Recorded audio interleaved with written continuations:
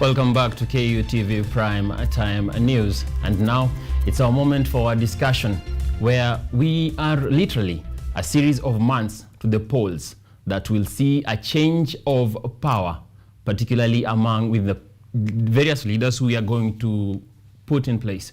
And we are looking at a period when we will be handing over just more than just power, with being the fact that we'll be also handing the institutional assets, the liabilities and the assets within the country, because we'll be changing hands. And among the electorate, a matter of concern has been the ballooning trend of the public debt. At the same time, large volumes of Kenyans are caught up in debt, a high number finding themselves listed in the CRBs. What to do and who will the issue and resolve to try and pin the answer is a mystery. And our financial consultant, Isha Dunga, is with us to share with us and also give us illumination on a resort to the nation and population's financial woes. Bwana Dunga. Yes. Welcome. Thank you so much to our show today. Yeah. And without further ado, introduce yourself to the viewers. Well, thank you so much, viewers. My name is Isha Dunga. I'm a finance consultant of the CEO, Ecovest Consultants Limited, dealing with matters finance, sourced accounting, tax. Yeah, and also I've got an interest in matters, economy, especially economy of our country. And thank you so much for welcoming me to the show. Very welcome. I'm very happy. Yeah. Karibu sana. All right. And without further ado, Kenya has been termed broke by the political elite. Yeah. And they have said this, yet we are a couple of months before we enter into the general polls, which will mean it is a handing over time. Yes. Now, what would be your guidance or for us to be able to even evaluate, maybe give us some guidance on the matter? How will the regime that is seeking to take over be able to actually amend the situations financially in the country? Wonderful. Number one, I don't agree with the fact that, many people are saying that Kenya is broke. When we use the term broke, we have to look at several factors. Number one, you might not have money today, but then doesn't mean that you're not going to have money tomorrow. You might not be able to probably be productive now. It doesn't mean that you cannot be productive tomorrow. And you see, when we are calling our country broke, then we are not considering so many factors. Number one, we are not considering the infrastructural development and the assets accumulation that we have put, especially for the future benefit and the future productivity of the economy. And a country that has invested in its infrastructure can never be termed as broke. Number two, probably if we look at maybe our debt situation, some people might take it literally and then call Kenya as broke. That one doesn't actually qualify us to be called broke. Therefore, I would wish to say that in as much as the oncoming regime might be able to receive certain kind of a situation in our economy that would want certain changes or radical, amendments in the way we do things, that I believe that Kenya is not broke. In fact, on the contrary, Kenya is rich. There are just a few things that we need to adjust. So I'm very optimistic. Very optimistic. Right. Now, looking at the loans that the country has been taking up, most of them have been targeted towards the manufacturing sector, towards infrastructure. And there is a concern that globally it's like the country, the globe, is actually shifting to service and matters of technology. Now, with our focus on manufacturing, infrastructure, do you think, in your view, could we say like the country is moving in a direction like is against the trend that is currently going on in the world? Wow. I think that question is very fundamental, and we have to look at it from, a multi-sectoral dimensions. There is no kind of productivity, or there is no kind of, an economic improvement model that does not increase does not include the technology aspect of it. And I will give you an example. Our country has invested more on infrastructure. And for example, we have had the Thika Superhighway being built. We have had the expressway now being almost complete. We have had the SGR. These are infrastructural development. But then I want you to look at it from now, the way technology has been used in putting up such kind of infrastructure. And therefore, in as much as we might be able to define technology in different aspects, I want us to look at it in two ways. There is the soft technology and there is the hard technology. Now, in the soft technology, this is when now we can be able to come up with certain softwares or certain technological aspects of doing things in our information technology, regime, or in our information technology way. But then when you come to the hard technology, let us look at that, probably take a superhighway. The technology that has been involved in putting up that kind of a road is something that you can never say that is going to be run by any other ever-changing technology in the world. Look at the expressway, the kind of drainage, the kind of, especially when you look at the way the government is looking at this thing, they are trying to release or reduce the kind of time wastage on the roads. They are trying to reduce the fuel wastage on the roads by bringing up modernized kind of transport, which are incorporating the technological aspect in order to improve our economy. So in as much as the world is shifting towards technological growth, our country is not left behind. The kind of infrastructural development, the manufacturing aspect, and all these laws are being taken are actually in one way or another contributing immensely to the growth of our economy. So I believe, without a shadow of a doubt, that the country is involved in doing the best it can in a more technological way through the infrastructural development and investments in order to grow our economy. I believe that. And well, concerning the matter of loans, yes, all the loans that the government or the state takes from the overseas and from other countries and from by floating bonds and other things, are things that accrue interest. And there has been a concern because so much of what is borrowed further goes back into repaying interest, so that there is a cost on the development aspect. As a professional, a financial professional, do you think there is a problem with this trend? Sure, that is a problem. When a country borrows to repay accrued debts in terms of interest, that means we have not even started touching on the principle. That is already a red alert. Although I believe that there are certain things that can be done in order to avoid this from happening. One thing that we have to look at, by the way, I'm a very optimistic economist.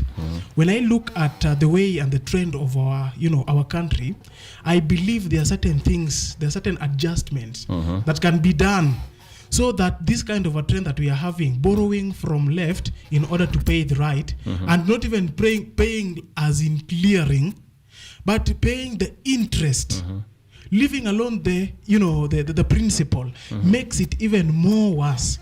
Now, one thing that I believe the government can be able to do, and the government should take this very seriously, is that, one, the government must be able to look at what we call the fiscal consolidation. If the fiscal consolidation is the aspect whereby the government try to balance between whatever we generate and whatever we plan to spend. For example, now the oncoming budget is proposing like about 3.6 trillion. But then the capability of our country is able to generate about 2.8, 2.9. So that one is going to leave us with a deficit of almost 900 billion. You see, this one has to be financed using a debt. And this debt can either be internal or external. Now, when we borrow that much, we reduce the sale, we reduce actually the borrowed money, or we call it the debt to GDP ratio. And that one is already bringing a problem, a squeeze to the economy, because when that ratio is increasing, as at now we are at 65%, actually 65.8% of the total money that we collect, 65% is actually going to repay the debt. And if that one continues, then the country might be forced to continue borrowing in order to continue financing its budget. Now the government should, number one, as a professional in this particular area, the government should, number one, look at how they can bring the fiscal consolidation policies where they can balance between whatever we generate and whatever we plan to spend.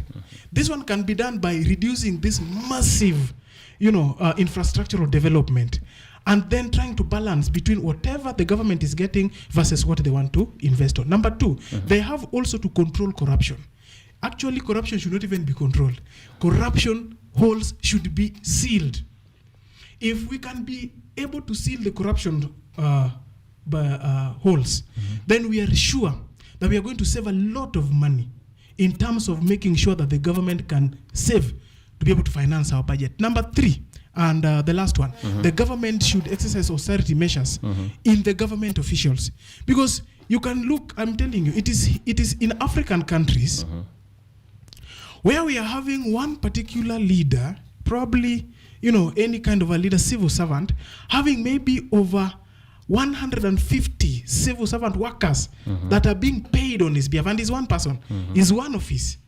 Then probably this is where we can have, some, civil servants just coming up with certain, trips to outside the country in order to benchmark on certain things that we should have just outsourced out, in our country locally, and get to, have more information about what they are going to learn from the outside countries. So those austerity measures, if the incoming government can be able to control them, I'm telling you, we can be able to do the balancing of our budget so that we do that fiscal consolidation. Number two, we can be able to control our corruption, or we totally do away with corruption. And number three, the government exercises the austerity measures with regards to the civil servants. We'll be able to finance our budgets, and we'll not be able to increase the debt ceiling. Now, when you're talking about corruption, yes, it has been something that has been a cancer of sorts in the country, with the president at some time even saying 2 billion is lost daily, which is a whopping amount. Quite amount. If you were to maybe even have an opportunity, you see, with so many cabinet secretary currently resigning to seek elective office. Yes, and I wish they put me in place of those who are resigning. If the opportunity was to be there, what would you do? What advice would you give? Because corruption has been here for quite some time. It's like an age-old vice. That is true. How would it be stemmed? Is it a cultural problem? Because it is something that has been ongoing for ages. I think this is quite a constructive discussion, the discussion around corruption. Number one, corruption in Kenya requires leadership. Leadership. Because the laws are sufficient. The kind of procedures on dealing with corrupt individuals are sufficient. But then why are we not following so that we can prosecute those people that are corrupt? It is because there are certain loopholes that can only, be exercised by the one in authority who can say that, step out and I'm going to put somebody in your place when you are accused of corruption. There are things we have to borrow from our neighbors. How did Magufuli enable, manage to do all this kind of development in less than 5 years? Do you know Tanzania was having a vision of 2025? But they achieved that way 5 years earlier. How did it happen? It's because the person at the top was very serious about the implementations of the agenda of whatever the government that he had actually promised the people that he's going to do. And therefore, when we are having the presidential candidates that are coming up to us as a country in order to elect them, then it is a point of time we have to bring into question on the question on the table that how are they planning to exercise their authority in order to extinguish and to completely put off the vice of corruption. So it needs leadership, and it needs someone who can step on the ground. That is when we can be able to actually save our country from this vice. Otherwise, each and every Kenyan, and ask yourself one question, by the way, why do you think so many Kenyans, in fact civil servants, when I was growing up, although I'm still doing so, but when I was still growing up at that younger age, how I admired to work for the government. Yeah. How I admired to be a civil servant.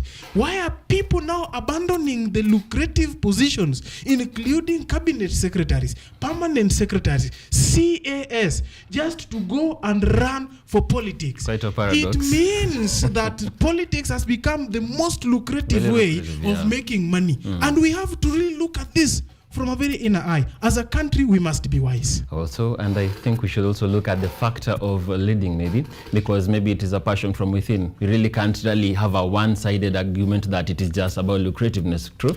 Well, that is also subject to discussion, because why would everybody have a mass exodus from stable jobs? Because when you look at leadership, let me tell you, Mr. Kutosi, when you look at leadership, you can lead from every aspect. Do you know, if we can have one government official that is putting his feet on the ground and saying that I am saying no to corruption, I'm not going to be corrupted, I'm not going to accept my office to be misused, and then within a very short while, you will see that person's name in the front page of the newspapers, having refused, you know, his office to be misused in terms of the corrupt ways of doing things. And then when every government official can do that, then we can put our country in the straight line. All of us cannot be able to go to the parliament, to the Senate, in order to make noise so that we can be able to correct our country. No, the noise has been made from all those chambers. But has there been a change? That is the question we should be ready to ask ourselves. When you're going to elect your representative, is it really going to represent an interest with regards to elimination of the corruption and bringing your agenda on the table, or it is just something else? Okay, Mr. Dunga, coming back now to the grassroots, you know, like the issue of debts, it begins from, like, if you were to look at it on the national aspect, we see the problem, but also Kenyans on the ground are grappling with debts. A very large number is on the CRB, struggling to come out of there. Is it a matter of poor organization? Do we have a poor organized culture as Kenyans when it comes to money, or what is the issue according to your professional advice? Well, number one, we have got so many Kenyans that have been enlisted in the CRB. But I wouldn't really attribute this to the poor organization, although at some point, to some extent, yes, there are those people that can get into debts because of the poor organization. But before I get into that, I want to bring it out in this perspective, that you see, money has got certain aspects that if you can't be able to follow them, then definitely you will find yourself in a particular situation, which is now debt-oriented, as we are now discussing. Number one, in dealing with the money, we have to look at three aspects. There is money making, there is money managing, and there is money multiplying, where money making is the process of now generating that money. Then money managing is now about how you are becoming accountable on whatever the kind of money that you've made. It doesn't matter the amount. In all this, you will not hear me mention the amount. It is not about the amount. It is about, do you generate money? Then do you manage the money? Are you accountable to each and every cent that you are receiving and spending? Are you accountable? Can you be able to trace the 1,000 shillings that you had in the morning? Then number three is money, this money making, money managing, and you know, the investment aspect. Now money multiplying.